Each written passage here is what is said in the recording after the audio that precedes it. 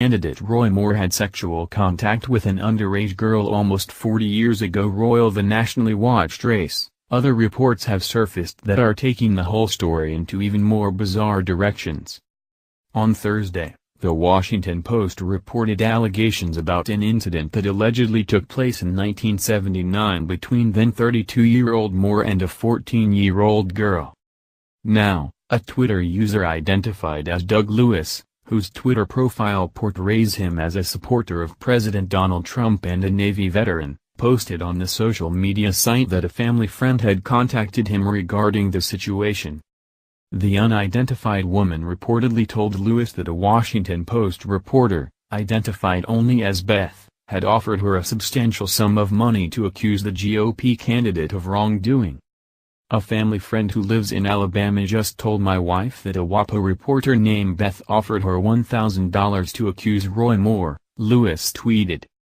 In subsequent tweets, Lewis further reported that the friend had pictures of the journalist who contacted her and had even recorded the conversation on her phone. Lewis said he advised the friend to take the recording and the picture to the local district attorney's office, but to make sure she kept a copy for herself, just in case. Lewis said he advised the friend to take the recording and the picture to the local district attorney's office, but to make sure she kept a copy for herself, just in case. Lewis replied to Just Brenda, assuring her that they would find out the truth. He also noted that Jean, presumably the friend who was allegedly contacted by the Washington Post, had reached out to the Etowah County District Attorney in regards to the evidence she had. Someone from the office was reportedly sent to pick up the phone. "We will find out, Just Brenda." Jean contacted Etowah Co-District Attorney. He has sent a marshal to pick up the phone. Another Twitter user, Brad Powlis, advised that Lewis report the situation to the Federal Bureau of Investigation and the Secret Service.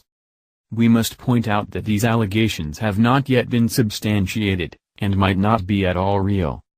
But with reports of sexual misconduct swirling, it's important that any and all evidence and reports be adequately aired and investigated so voters can find out the truth."